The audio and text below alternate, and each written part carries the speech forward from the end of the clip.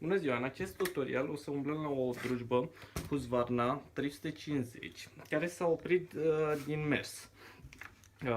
Prima oară o să verificăm compresia. Aceasta pare că nu mai are compresie. Pentru aceasta o să desfacem capacul. Odată desfăcute cele 3 șuruburi, îndepărtăm capacul. Ok. O să scoatem bujia.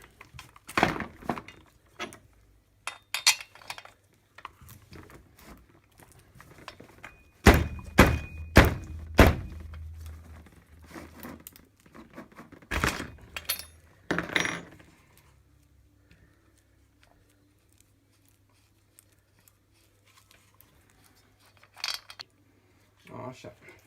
O să înfiletăm ceasul de măsurat, compresia, în locul bujiei. După ce am înfiletat ceasul, așa, compresia întotdeauna se măsoară cu accelerația la maxim. Deci ținem accelerat la maxim, așa, și tragem de demaror.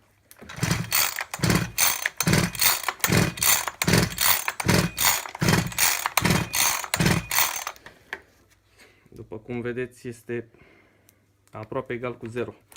Deci nu mai are compresie deloc. Pentru a vedea cauza, prima oară o să desfacem eșapamentul, să putem să vedem cum arată pistonul.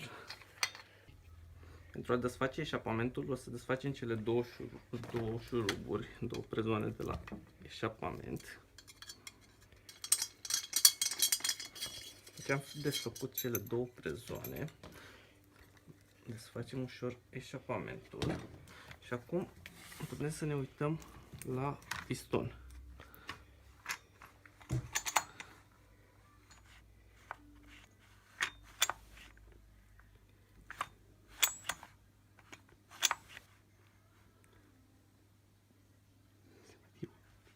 După cum se vede, acesta este foarte zgâriat. Se pare că s-a calat la un moment dat motorul acesta, deci trebuie desfăcut.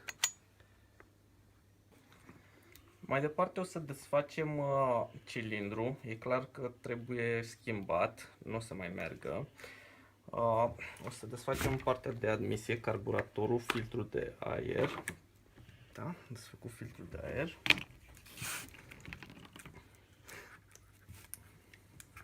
Apoi accelerația.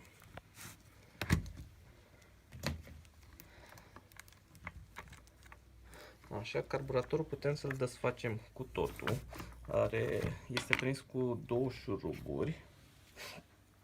O să desfacem aceste două șuruburi.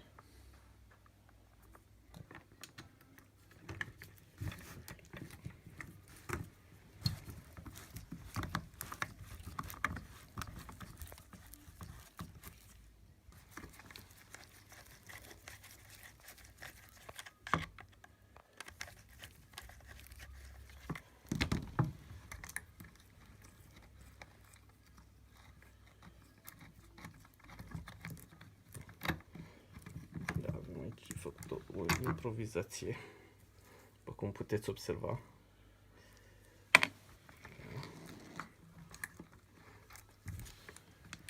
Odată desfăcute cele două șuruburi, putem îndepărta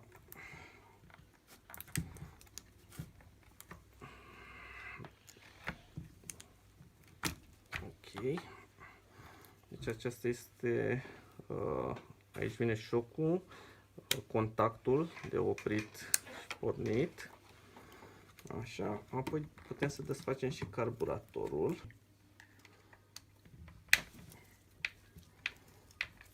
Desfacem cele două șuruburi care este prinsă pompița de amorsare, ca să nu mai desfacem carburatorul.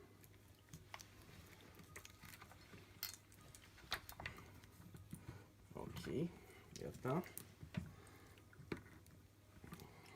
Putem să lucrăm. Așa, avem galeria de admisie, cilindrul. O să desfacem și amortizorul acesta care este prins pe cilindru.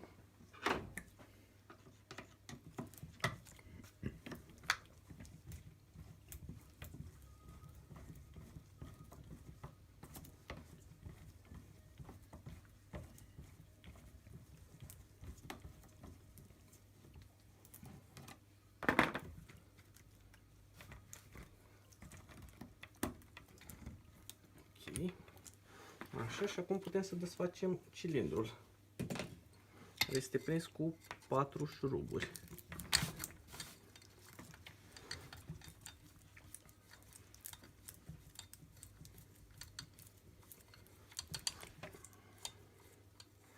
O să desfacem și mânerul acesta ca să avem un acces mai bun. Acesta are 2 șuruburi aici pe laterală.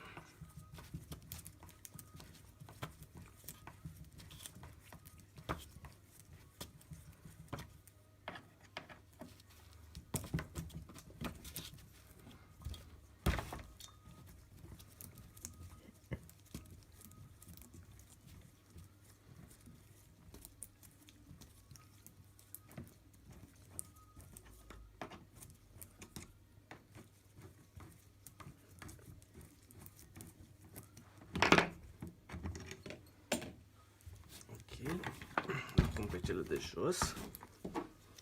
Avem încă 2 aici.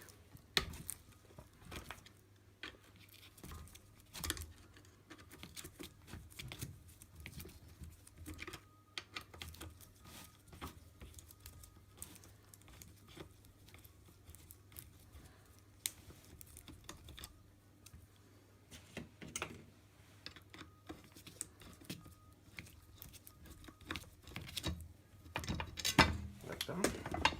Ați făcut modelul. Așa. Acum putem să umblăm fără probleme la cilindru. Continuăm să desfacem cele 4 șuruburi.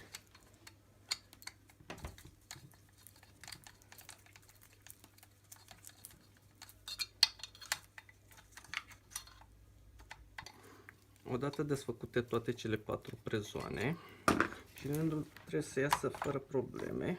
Gata. Ok. După cum se observă, pistonul este afumat, deci a pierdut compresie maxim. S-a dus de tot. Aici a prins și ceva, un obiect străin. Vedem cum arată și cilindru. Da, și acesta este terminat. Deci, după cum se observă, are urme pe toată suprafața. Deci clar trebuie înlocuit. Ok, o să înlocuim cilindrul, setul motor complet, cu piston, segment, bol și siguranțe. Da, trebuie să desfacem de compresorul, amortizorul, galeria de admisie de pe cel vechi și o să le montăm pe cel nou.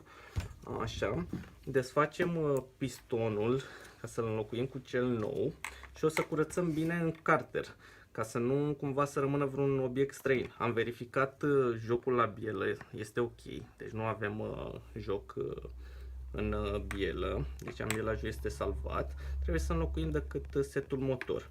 Curățăm foarte bine carterul, să nu cumva să rămână un obiect străin și când montăm setul nou să-l tragă din nou și să strice setul motor.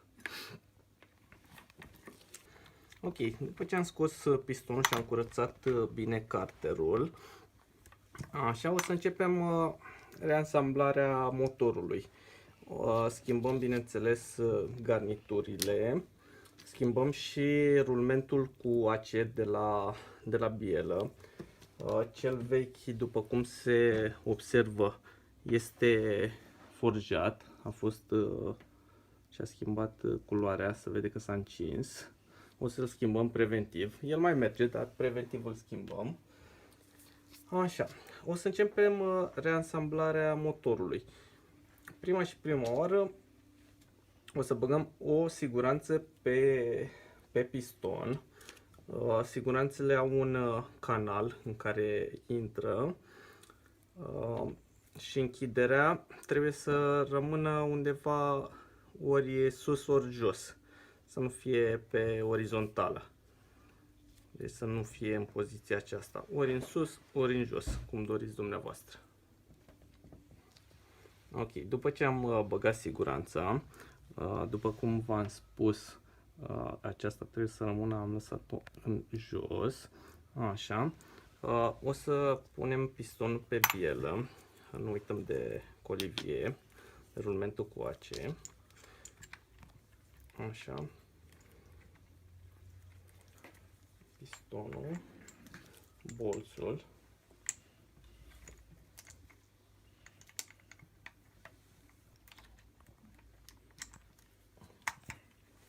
Ok, așa am băgat bolțul bine. Deci pistonul cu săgeata, de săgeata aceasta din capătul pistonului, către evacuare, către tobă. Închiderea segmentului să fie către admisie, altfel va rupe segmentul.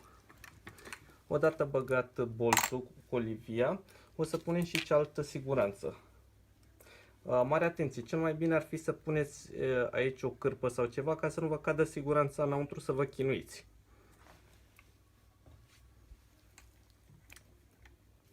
Ok, odată instalat pistonul, o să punem garnitura, îi dăm cu un pic de ulei ca să nu se lipească, să rămână lipită de motor și de carter.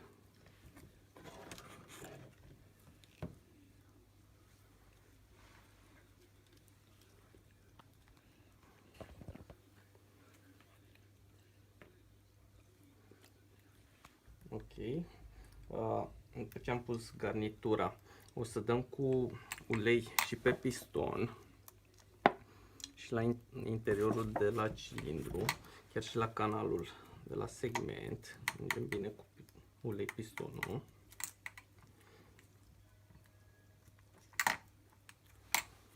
Ok, după ce am uns pistonul și interiorul la cilindru, o să punem segmentul. Segmentul nu aveți cum să-l băgați greșit, deoarece pe piston este un bolț care împiedică segmentul să se învârtă în canal. Și bolțul acela vă indică exact cum vine pus segmentul. Ok. Am pus segmentul. Acum urmează introdus cilindrul.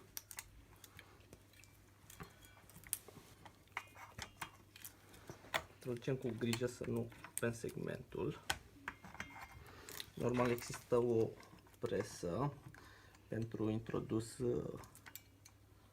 presă care ține segmentul închis, ca să putem să introducem mai ușor cilindrul.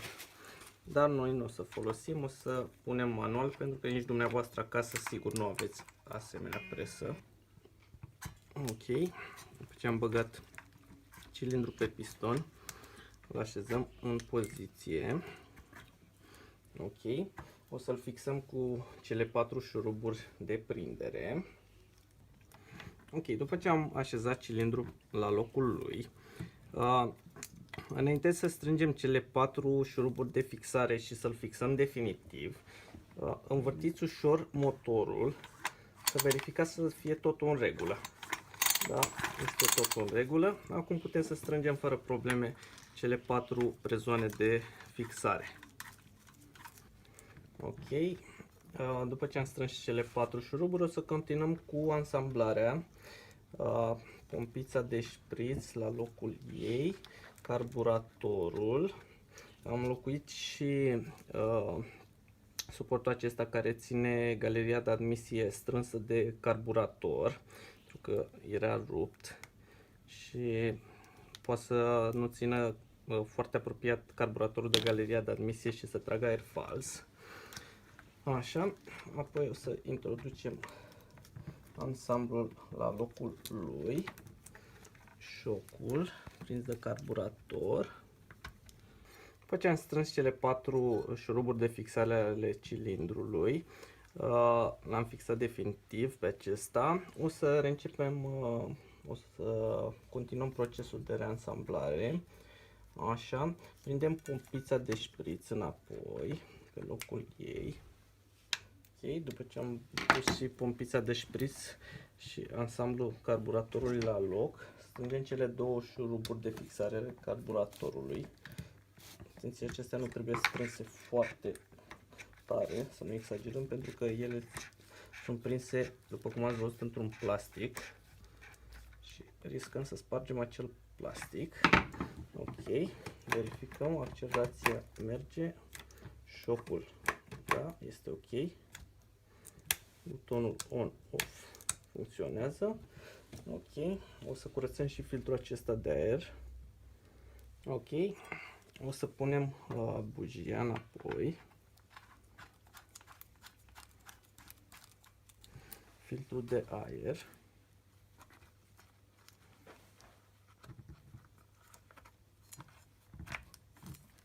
Da. O să montăm eșapamentul. Ok, următorul punem eșapamentul.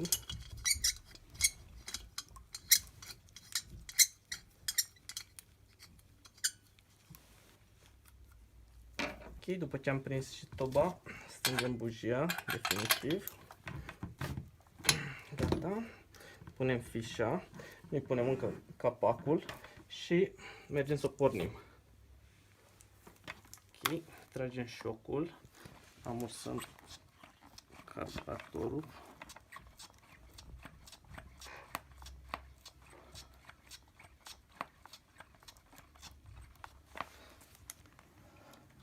Așa cum o să pornim, o să tragem șocul. După ce a dat să pornească, împingem șocul la loc.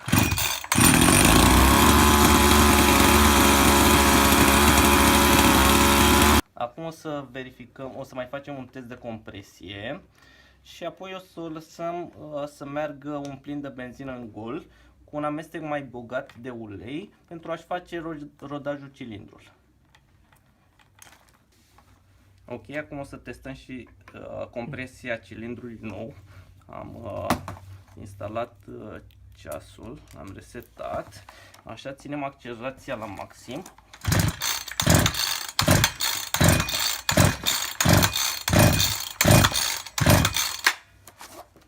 Ok, 6 și, deci o compresie foarte bună.